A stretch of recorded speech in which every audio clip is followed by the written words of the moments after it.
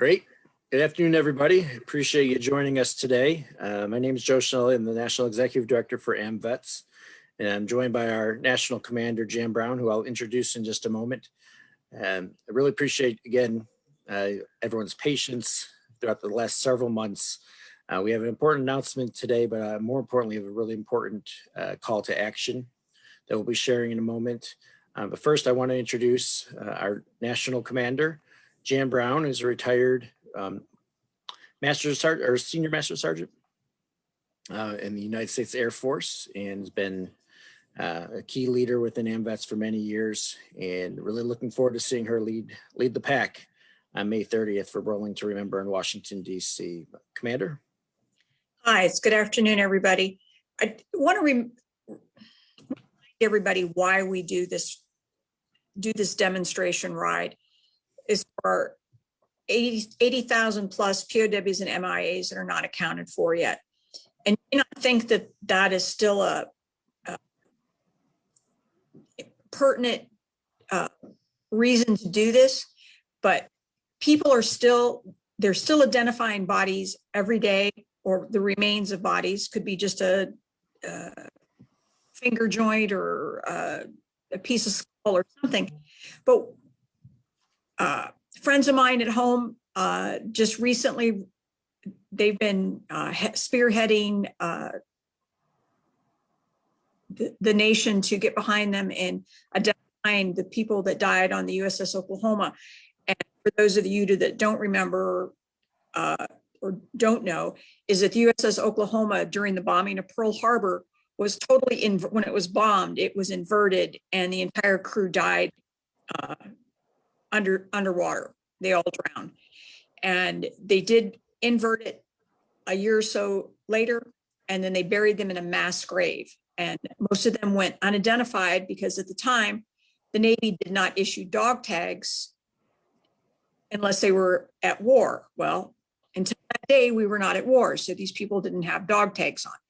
So they buried them in a mass grave at Punch Bowl Cemetery in Honolulu. And then when DNA research came out, they started to be able to identify these individuals.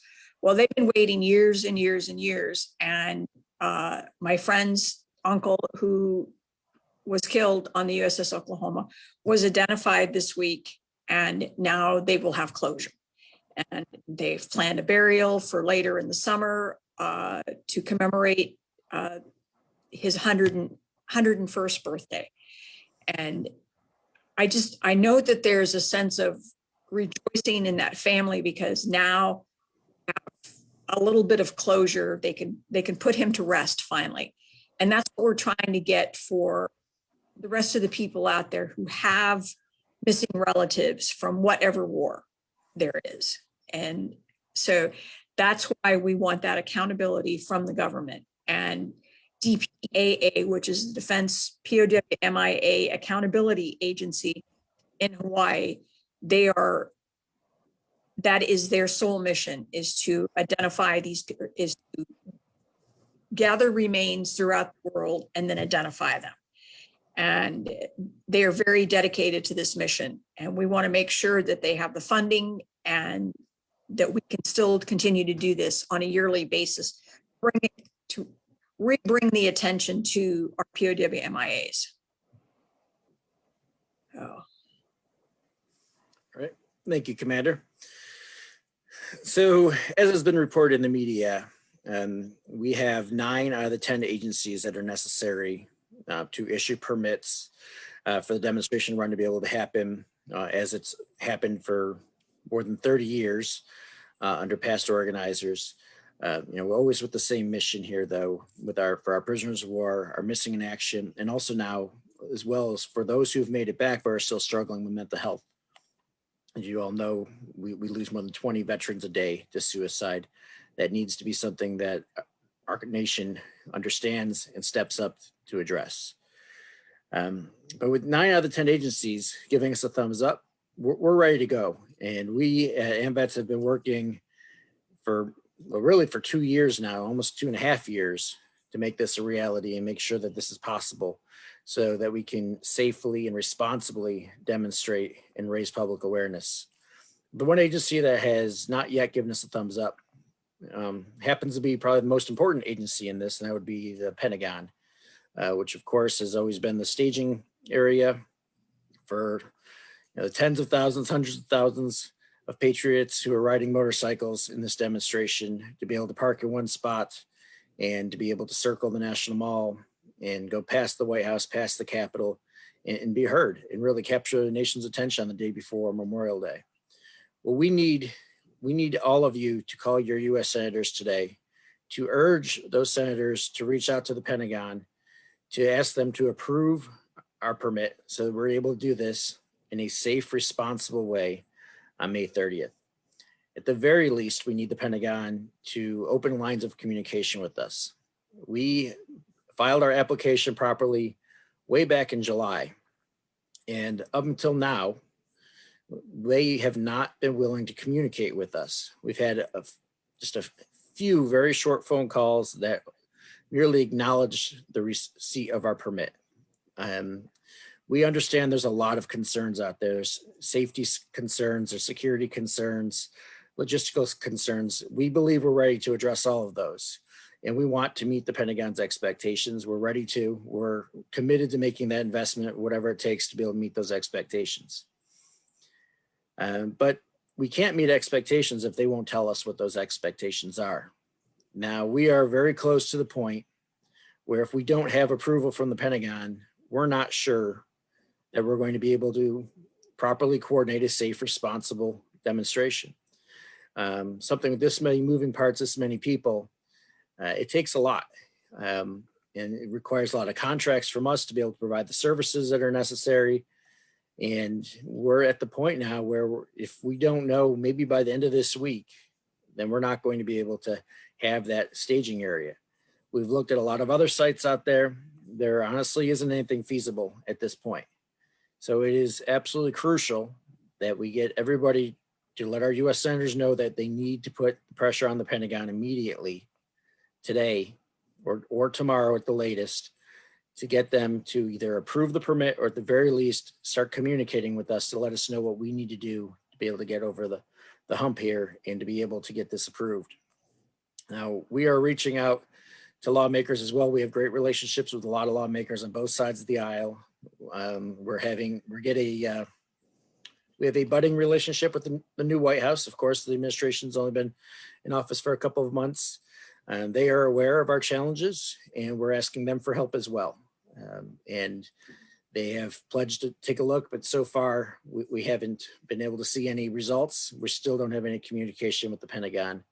The media has also been helping us, and there's been a few stories that have already gone out, and there's several more coming, including a major investigation into this. But we want that investigation to have a happy ending.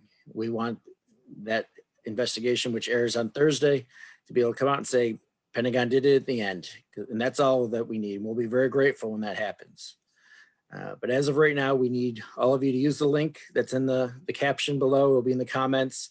You click on that, you can quickly find your 2 US senators, give their offices in Washington, DC a call. Don't use the web form. If you want to use the web form as well as a phone call, that's fine. But we really need you to make a phone call to both of their offices.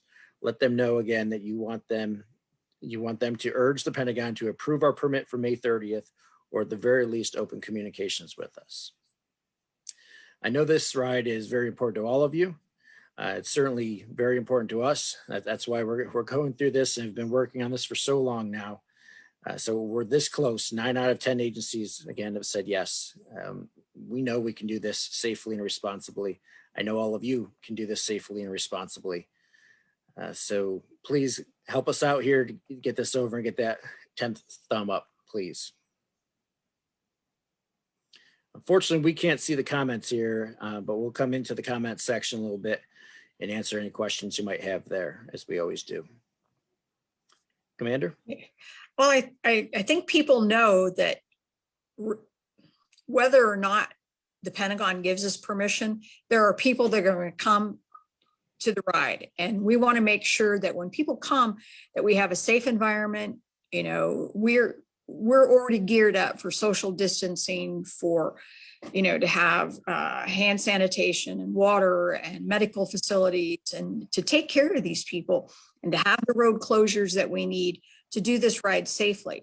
I don't want, I'm not saying I blame the people for coming, but I don't want them to come in and somebody get hurt because precautions weren't taken. And we're already geared up for that. So let's make it happen that way, correct way. So. Absolutely. Great points, Commander. We do know people are coming one way or the other. We know this isn't too important. So many of you not to come. We don't want you, when you come, we don't want you to have to worry about where you're going to park or, how things are going to be run safely or legally. We want that all taken care of when you get there so you can focus on the real mission and raising the public awareness and demanding that our government continue to do all it can to recover our missing in action, our prisoners of war, and to help our veterans who are suffering through mental health issues. Absolutely. We want to make sure that, and we want to make sure that they're not fighting other traffic along the way. It is Memorial Day weekend and there will be vehicles out. So we want the roads safe for our riders. And, absolutely. All right. Well, we're not going to keep you on here any longer. We want you to get on those phones, please. When you call your senator's office, ask them for a follow-up. They will give you a call back or send you an email. That's the best way to make sure they're really taking that action for you and for all of us. Thank you very much for your support in advance. Thank you, guys.